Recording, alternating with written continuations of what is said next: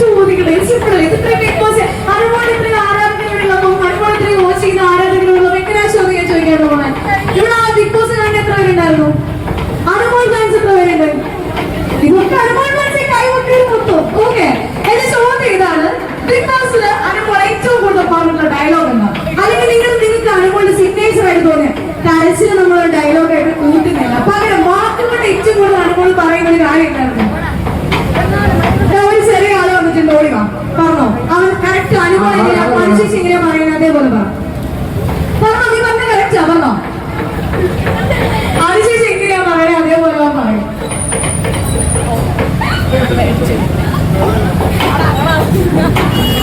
പറഞ്ഞോ, നീ വന്നോ അനുശേഷി എങ്ങനെയാണ് അത് പറയാറുള്ളത്? ഒരു സമ്മാനമുണ്ട്, ഒന്നും പക്ഷേ കൂടി വന്നോ, ഒന്നും പറഞ്ഞാൽ മതി. എന്റെ നാട്ടുകാർക്ക് എന്റെ സ്നേഹിക്കുന്ന അവരുടെ ഡൗട്ട് ഒരു കാര്യമാണ്. ഫുൾ ടൈം ഞാൻ കഴിയുന്ന പ്ലീസ് പ്ലീസ് അവിടെ ഡയറക്ടർ പറയാനുണ്ടെങ്കിൽ ഇവിടെ പറയാൻ വേണം. വരും ആണോ? ഓക്കെ, പറ എന്താ പറയാ? ഓക്കെ, എപ്പോഴും കൊടുക്കും എല്ലാവരും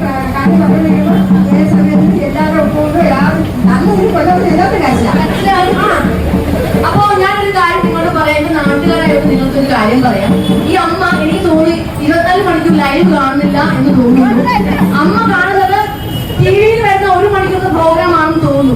ടിവിയിൽ ഞാൻ കരുതുന്നത് മാത്രമേ ഇടുന്നുള്ളൂ, പക്ഷെ 24 hours ലൈവ് അമ്മ കാണുന്നില്ല. അതുകൊണ്ടാണ് അമ്മ ഈ ലൈവ് ഈ 1 മണിക്കൂർ എപ്പിസോഡ് കാണുന്ന അമ്മമാർ എന്നോട് പറഞ്ഞൊരു കാര്യം, എപ്പിസോഡ് കാണുന്ന അമ്മമാരും അച്ഛന്മാരും മക്കളോട് പറഞ്ഞ കാര്യമാണ് എന്തിനാ എപ്പോഴും കരയുന്നത്. അപ്പോൾ എനിക്ക് മനസ്സിലായി ടിവിയിൽ എന്നെ കരുതുന്നത് മാത്രമേ കാണിക്കുന്നുള്ളൂ.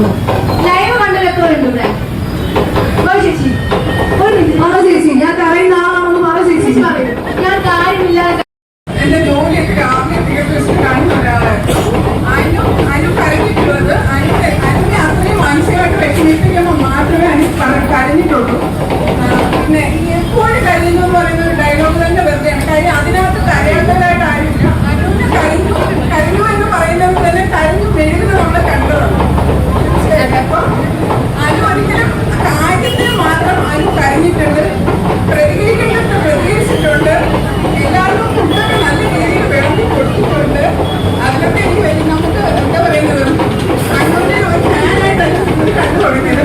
പക്ഷെ കണ്ടതിന് ശേഷം ഒരാളെ നമ്മൾ ഫോർണം ചെയ്യുന്നത് കണ്ടുകൊണ്ട് മാത്രം ഫോർണം ചെയ്യുമ്പോൾ ആർക്കായാലും അതിനകത്ത് വേറൊരു ഇന്ററാക്ഷൻസ് ഇല്ല. അപ്പൊ അതുകൊണ്ട് തന്നെ നമുക്ക് ആരോട് എന്ത് പറയുന്നു പോലും ആരാണ് കളിക്കുന്നത് പോലും അറിയാത്ത സ്ഥലമുണ്ട്. അപ്പൊ ഒരുപക്ഷെ അതിന് ഒറ്റയ്ക്ക് വരുന്നേ കണ്ടിട്ടുണ്ട്. ഒറ്റയ്ക്ക് ബാത്റൂമിലൂടെ രാത്രി 2 മണിക്കും 3 മണിക്കും അത് കഴിഞ്ഞപ്പോൾ ഞങ്ങൾ കൂടിയുള്ള കഴിഞ്ഞ ദിവസങ്ങളുണ്ട്. അതുപോലെ തന്നെ കൺഫ്യൂഷൻ റൂംസിൽ കഴിഞ്ഞപ്പോഴും നമ്മൾ കൂടെ കഴിഞ്ഞിട്ടുണ്ട്. അതൊക്കെ കരയിൽ ആരായാലും കഴിഞ്ഞു പോകുന്ന ഒരു സന്ദർഭമാണ്. അപ്പൊ അതുകൊണ്ട് അനുവിനെ എപ്പോഴും കഴിയുന്നു എന്ന് പറഞ്ഞ് അങ്ങനെ പറയുന്നതിനോട് ചേച്ചി യോജിക്കുന്നില്ല. അനു സ്ട്രോങ് ആണ് എന്ന് തന്നെയാണ് ചേച്ചി വിശ്വസിക്കുന്നത്. അത്രേ ഉള്ളൂ അല്ലല്ലോ, അനു സ്ട്രോങ്. ഒരുപാട് പേരുടെ തെറ്റിദ്ധാരണയാണ്. എനിക്ക് തോന്നുന്നു അവരെ ഒരിക്കലും കുറ്റം പറയാൻ പറ്റില്ല. കാരണം 1 മണിക്കൂർ മാത്രമാണ് ഈ പറയുന്ന എപ്പിസോഡ് ടിവിയിൽ കാണിക്കുന്നത്. എനിക്ക് എന്തായാലും വിളിച്ചു കൂടി പറയാൻ പറ്റില്ല. നിങ്ങൾ കണ്ടിരുന്ന 1 മണിക്കൂറാണ്. കാരണം 24 മണിക്കൂർ ലൈവ് കാണുന്നവർക്ക് മാത്രം അറിയാവും അവിടെ എന്തൊക്കെയാണ് നടക്കുന്നത്. പിന്നെ കട്ട് ചെയ്ത് 24 മണിക്കൂർ എന്ന് പറയുന്നത് 1 മണിക്കൂറായിട്ടാണ് ടിവിയിൽ വരുന്നത്.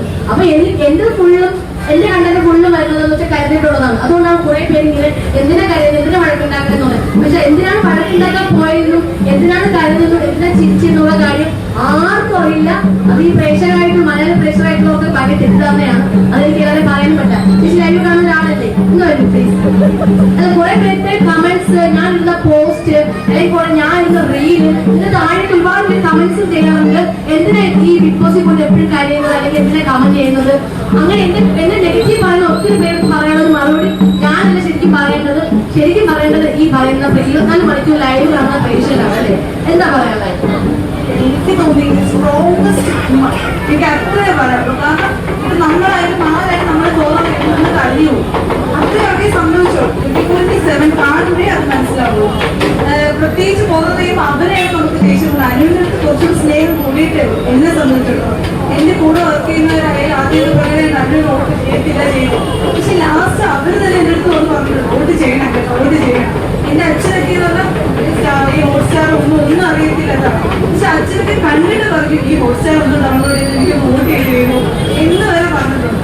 നമുക്ക് എല്ലാവർക്കും വലിയ ഇഷ്ടമാണ്. അതൊരു കേട്ട് അറിയോ? അറിയില്ലല്ലോ. സ്ട്രോങ് ആണ്. ഞാൻ അച്ഛനെ നിർത്തും. അതുകൊണ്ട് നിങ്ങൾ ആരും ഒരു മണിക്കൂർ എപ്പിസോഡ് ആണ് തെറ്റിദ്ധരിച്ചിരിക്കുന്നത്. 24 മണിക്കൂർ കണ്ടവർക്ക് മാത്രമേ മനസ്സിലാവുള്ളൂ. പിന്നെ ഈ ബിഗ് ബോസ് എന്ന് പറഞ്ഞൊരു പ്രഷർ കുക്കർ പോലെയാണ്.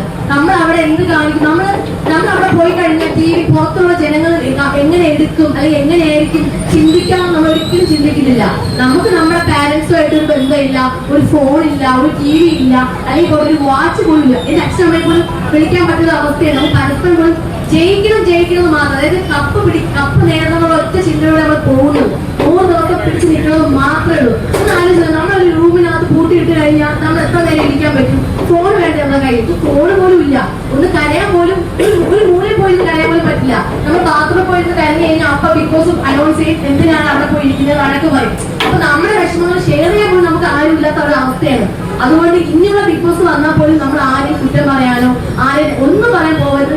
എല്ലാവരും സത്യം പറഞ്ഞാൽ ഒരു കഷ്ടപ്പെട്ടാണ് ആ ബിഗ് ബോസ് ഹൗസിനകത്ത് ജീവിക്കുന്നത് തന്നെ. അത്രേ ഉള്ളൂ പറയാനായിട്ട്.